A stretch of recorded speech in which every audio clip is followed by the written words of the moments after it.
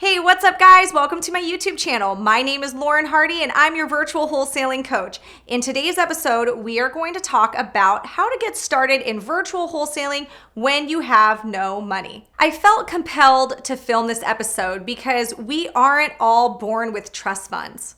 Not everyone is in a situation where you're starting out with $10,000 investment capital to spend towards your marketing budget. In fact, I wasn't either. I started this business with no money. I literally started with a credit card. I had no initial investment capital. So my only choice was to use my Capital One credit card to fund my direct mail campaign.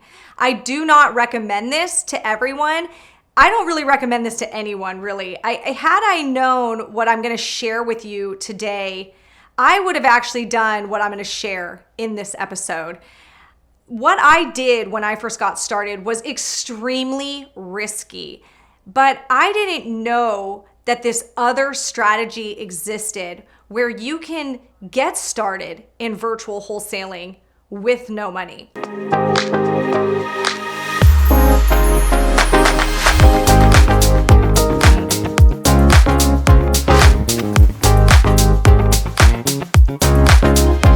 So how is it that you can start virtual wholesaling when you have no marketing budget? Well, I'm going to explain to you the concept of co-wholesaling.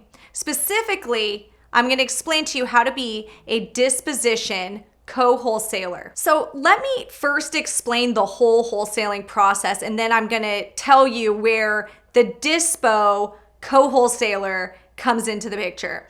So the first part of wholesaling is finding deeply discounted properties, right? So how do you do that? You do a lot of lead generation, which requires money. You do the acquisitions, you're talking to a lot of sellers, you're getting properties under contract, all things that require a lot of money. And that person is doing the acquisition side of the wholesaling. Once you get a property under contract, the next thing is you are marketing the property to your favorite buyers or your buyers list. You're doing a buyer walkthrough. You're locking the property up for sale, and then you're managing the escrow. So that's the whole wholesaling process. In co-wholesaling, you're splitting the process up, and two wholesalers are managing this transaction together. And in return, they are going to be splitting the wholesale fee. There are some wholesalers out there that prefer to just do the acquisitions. They don't want to deal with the disposition side of things.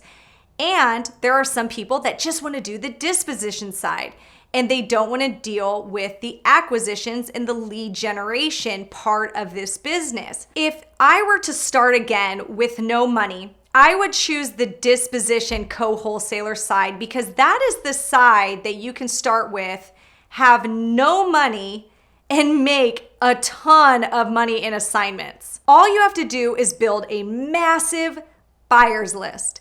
And building a massive buyers list is something that you can do for free. So before I talk about how to build a massive buyers list, and I promise I'm gonna give you some ideas, how do you network with enough wholesalers so you have enough wholesalers consistently bringing you their contracts? Because remember, as a disposition wholesaler, you will not have any income if you don't have wholesalers bringing you the contracts to work. So you need to make sure that you're networking with wholesalers all the time. You need to make sure you are doing your job, getting them the fees that they want, and you are working their deals so they don't feel like they need to go to another disposition co-wholesaler. So how do you find these wholesalers? The best resource, hands down, is Facebook.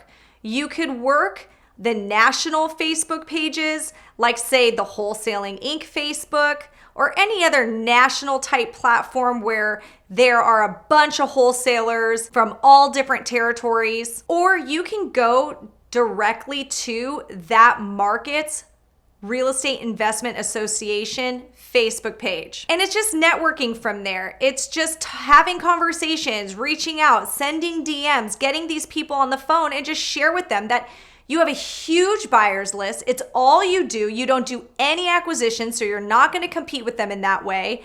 And all you want to do is sell their contract. So if they have anything that they are looking to move, they can come to you and you will work that deal. So imagine that you have a wholesaler bring you a deal and there is a potential to make $40,000 on that contract and you guys split it 50-50, meaning you're going to get $20,000. You just got $20,000 and you have zero expenses. There was no marketing budget for you. Think about that. Now imagine if you had 10 wholesalers that were bringing you those contracts. This is a model that I am killing myself because I didn't know it existed when I first got started. Nobody was talking about this. So again, if you have no money to start, this is what you absolutely should be doing. And this is a model that you can do virtually. You can build a massive buyers list virtually, and you can run those escrows virtually. So let's talk about the tools to use to build a massive buyers list. Now, I love building a buyers list. I love these tools because they're all free. The first one is Facebook. Back to Facebook again. It's free. And it's an amazing way to build a network of buyers. There are so many pages dedicated to real estate investors. Go on all of the pages and reach out to anybody who is buying in your area. Make sure you put posts up saying that you are looking for investors because you have a deal and you need a cash buyer who is buying in this territory. Put posts up. Make sure you go to the local Real Estate Investment Association page and put that post up and talk to anybody who is expressing interest in buying real estate. You could also utilize sites like Bigger Pockets. You could utilize sites like Craigslist to find these people that are interested in cash deals. This is a revenue stream that I just figured out only a couple years ago. And I'm embarrassed to admit that because it's been around a lot longer. This year alone, my company will be bringing in an extra $100,000 in co-wholesale deals. We would have never done that type of business. It is amazing because we didn't have to spend any money up front to get those deals. Now, before I let you go, I want to give you another few hacks on building a buyer's list. I want you to go to a site called GoSection8.com. This is a site where landlords are advertising their vacant Section 8 rentals. And you can actually reach out to these landlords directly and ask them, hey, are you looking to buy any more properties just like this? So you can search by your territory and reach out direct. And this is a site that has a ton of people that are interested in buying more rentals. Believe me, we get a ton of buyers, and these are some of the best buyers because they are professionals. Another favorite way to build a buyer's list is go to PropStream and just pull a cash buyer's list. It's super simple. They have a quick filter option for it.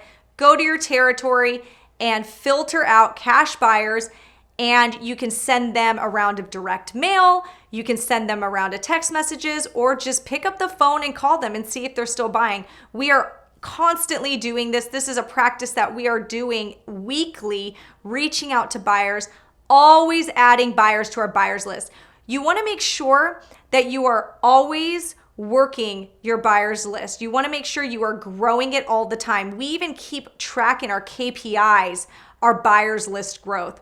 We put down what we were last week, and then we look at what we are this week to show that we are growing. New buyers are entering the marketplace every day, and some of these buyers could be really aggressive, and you don't want to miss out on it. So make sure that you have an intentional practice. If you yourself can't do this, get a virtual assistant to do this for you. That's what I personally do. We have a VA that is doing this every day behind the scenes for a couple hours. So, man, it kills me to think that this is something that I could have done when I got started 10 years ago. Instead, I had to have a ton of sleepless nights wondering if I was going to pay my credit card bill off.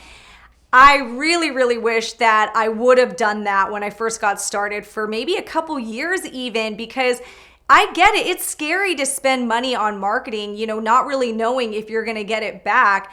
But had I known that this option was available, this is probably a strategy that I would have taken way more seriously from the get-go. So I hope that you guys got something out of this episode. And if you are interested in getting started in your virtual wholesaling journey, I want to help you. I can show you how to market to sellers virtually, how to get contracts way below market value, how to find the best buyers and build the ultimate buyers list, and how to close lots of deals virtually. Make sure you go to www.virtualinvestingmastery.com and schedule a call. So that's it, guys. Thank you so much for listening, and I will see you next time.